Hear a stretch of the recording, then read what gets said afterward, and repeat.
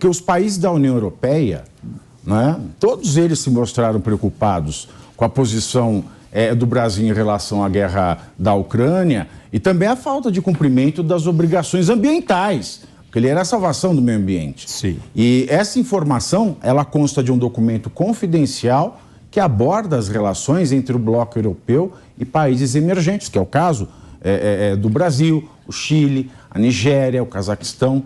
Essas análises feitas destacam de maneira negativa o trabalho atual da diplomacia brasileira e a postura do país quanto a questões delicadas no cenário internacional. É só para trazer essa informação, porque você está indo para esse sentido. Aí é que está o erro dele, porque por mais que isso poderia se tornar algo positivo, ele não tem nem habilidade e ele não entende, afinal de contas, que a diplomacia presidencial no mundo, que tem câmeras em todos os lugares e grava tudo aquilo que ele falou, não tem mais eficácia. Então ele vai na Rússia, mente para os russos, suponhamos, ele apenas não fala totalmente a verdade, que eu não quero ser preso, não fala totalmente a verdade para os russos, depois vai na União Europeia, não fala totalmente a verdade para a União Europeia, vai em Portugal, ofende a sociedade portuguesa e os parlamentares portugueses, que não deveria nem ele estar ali. Ele não deveria estar ali, como a Daniela falou. E aí eu concordo com a Daniela, vou dizer assim, puxa, tá errado, porque nessa diplomacia presidencial que ele está fazendo, ele está se aproximando daquilo que é o que há de pior no cenário internacional, deixando de lado a questão russa e deixando de lado a questão ucraniana, porque aí já é um erro na sua essência. Então, o que o Lula está fazendo? Ele está jogando fora essa oportunidade que ele tinha, mas eu não acredito que ele teria capacidade para tanto. Porque, primeiro, ele não é um diplomata habilidoso, ele é um grande negociador, mas ele não entende que quando tem holofote, não adianta você estar conversando como se estivesse falando com um cara no boteco de esquina, porque ele está conversando e todo mundo está vendo. Ele não vai ficar dizendo, aí pega a picanha, coloca um salzinho com uma farofinha. Tem um monte de gente que está dizendo o que isso tem a ver com o que eu quero. Como ele falou, por exemplo, num programa que ele participou, explicando o que era a picanha. Como se as pessoas não soubessem, que as pessoas dissessem, mas que coisa legal. Não é isso. Então, eu acho que o Lula, ele já está conseguindo fracassar na única coisa que ele queria fazer de positivo. Uma política externa que projetasse o Brasil e colocasse ele como um chefe de Estado e não como chefe de governo. Depois ele, que se vire, esse Congresso não serve para nada. Ele já chegou a apontar e dizer, ali tem 300 picaretas. Ele chegou a falar isso. Ele chegou lá, ele só era o chefe de um estado de caos. Porque ele foi fugido para lá. É isso mesmo.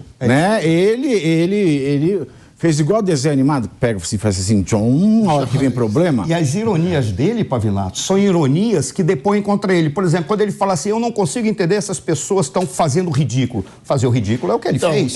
Quando ele falou que não fala português. Ele caiu em contraditório também, porque ele chegou em Portugal com 2 aviões e 22 carros. Isso não foi bem visto pelo povo de Portugal. Isso que eles não falaram da comitiva chinesa, né?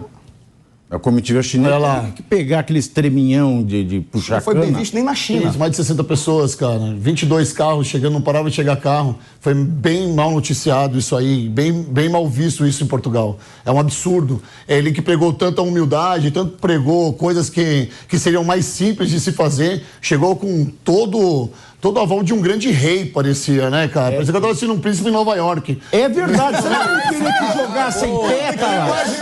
Boa.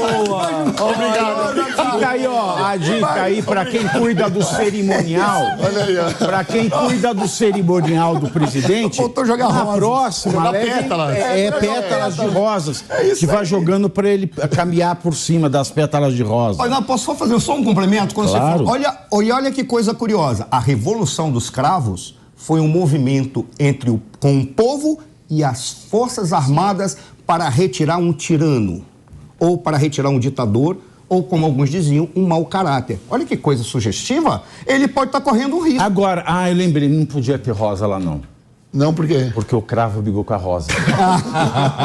Esqueceu deste detalhe, você esqueceu. Não me passa nada.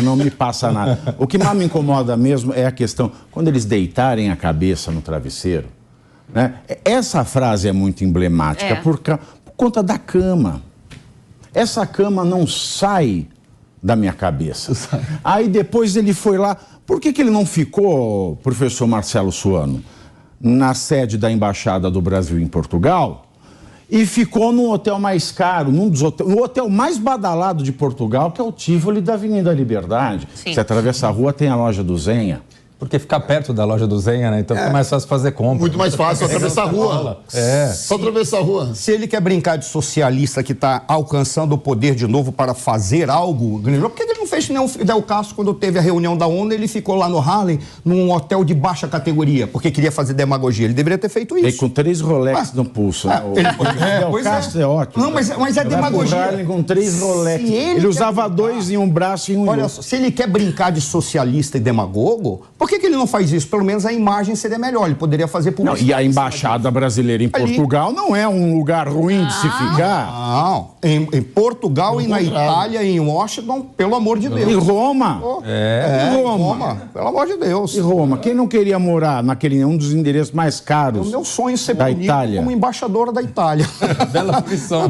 Eu vou punir você, né? Vai ser embaixador Aí da Itália. fica aí, você vai pro hotel mais badalado. Por que o presidente quer um hotel badalado? Isso sim é ridículo, né? Isso sim é um papelão. E ainda mais no momento em que está se discutindo a questão da tributação de bens importados. É que vai pegar lá o pobre que compra na Shein, não porque é de ponta, mas porque é mais barato. Exatamente. Aí vai a primeira-dama, compra. É o que eu falei ontem, eu quero repetir aqui, porque isso é muito importante. Tem Hermenegildo Zenha no Brasil? Tem.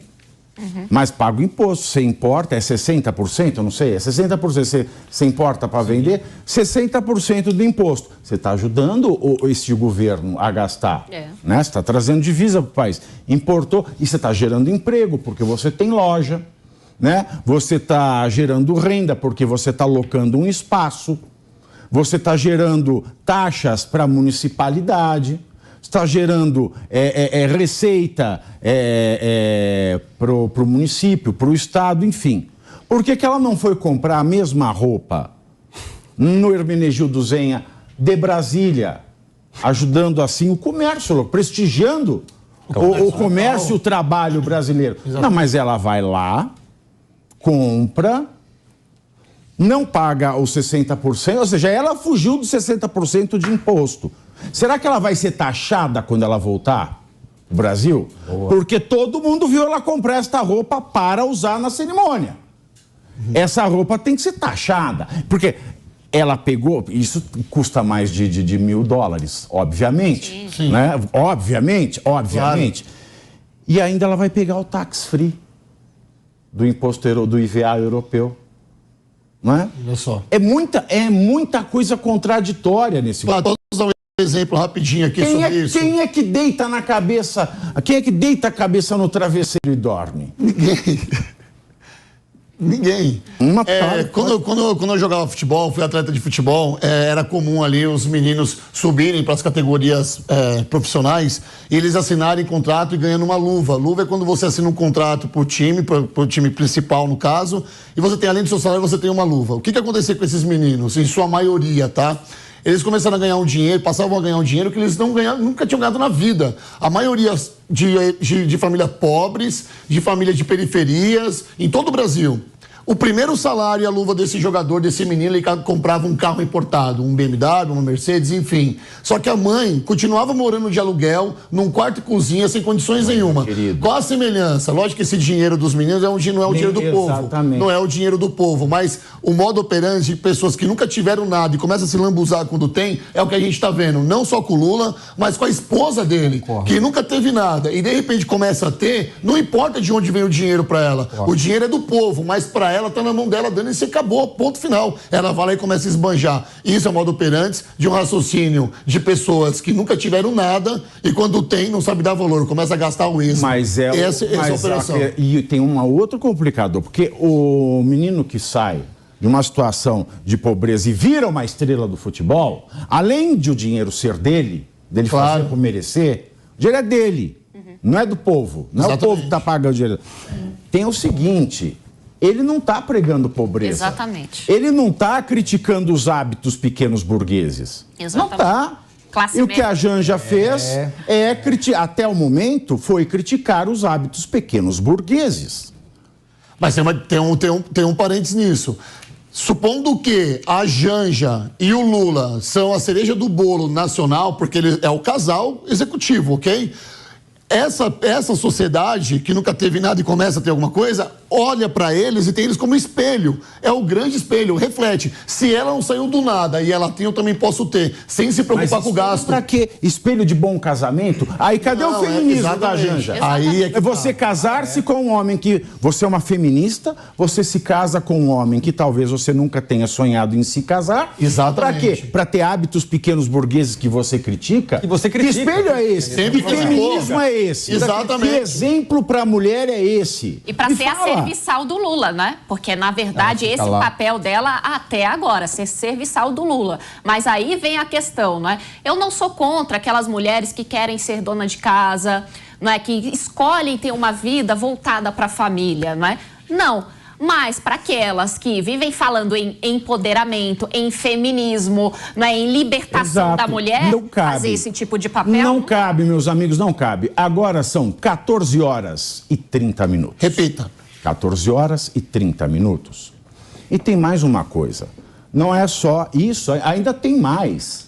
O outro exemplo é, primeiro, o dinheiro do menino que ficou rico jogando futebol é dele. Ok? Ok. Segundo, não é público. Claro. Que exemplo você passa? O exemplo de você tem que arrumar um marido mais velho e mais rico? E olha que nem é questão de... E olha que nem é a questão de riqueza. Segundo a justiça, o Lula não tem um patrimônio considerável. Não é? Mas é o poder. Mas é um homem poderoso. Mas é o poder. Mas é um homem Sem querer poderoso. ser indelicado, o Lula seria um sugar daddy? Que é aquele pai... Pois é, esta mensagem que nós estamos passando. E terceira, agora, a mensagem para meninos e meninas de todo o Brasil. Que mensagem é essa? Enriquecer pela política? Sim. Na política não se enriquece. Exatamente. Esta é a mensagem mais daninha. Esta é a mensagem que perpetua a República Federativa do Brasil, perpetua a distância que ela tem de uma democracia sadia, de homens vocacionados a cargos públicos, porque tem vocação para melhorar a vida de todos, não a vida própria. É essa a mensagem? Nossa, você colocou o Henrique nisso aqui, ó. Primeiro, se você for conversar comigo da periferia, ele vai tirar essa resposta. Primeiro, futebol. Segundo, funk. Terceiro, política. Esse é o caminho que eles entendem como enriquecimento. E outra coisa, não é? Se a gente considera que entrar para a política não é um enriquecimento, na verdade, quem entra para a política e enriquece é porque tem alguma coisa errada aí, porque muito pelo contrário, gente. Quem entra para a política e já não tem herança ou já não tem um patrimônio antes da política, que se pode dizer, bom, essa pessoa é rica, se ela enriquece depois de entrar na política, tem coisa errada aí. Exatamente. A gente não pode deixar que esta seja a mensagem.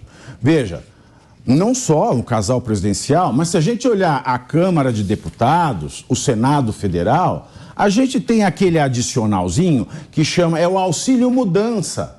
Quem é reeleito não precisa desse auxílio, mas pega. E quase todos os parlamentares pegaram, de direita e de esquerda. Sim, sim. Tá? Raríssimas exceções, deve ser meia dúzia que não pegou. Todos. Aí todo mundo fica falando em imoralidade, todo mundo fica criticando, fazendo oposição ao presidente, quando tem hábitos e cometem pecados iguais a esse. Pegar o dinheiro público de maneira indevida. Aí muita gente fala, mas isso é imoral, mas não é ilegal. O tio Pávio vai contar uma coisa para vocês. Existe um princípio na administração que chama princípio da moralidade. Portanto, ao administrador público, aquilo que é imoral é sim ilegal. Mas as pessoas se esquecem por conveniência própria. Perfeito. Bom,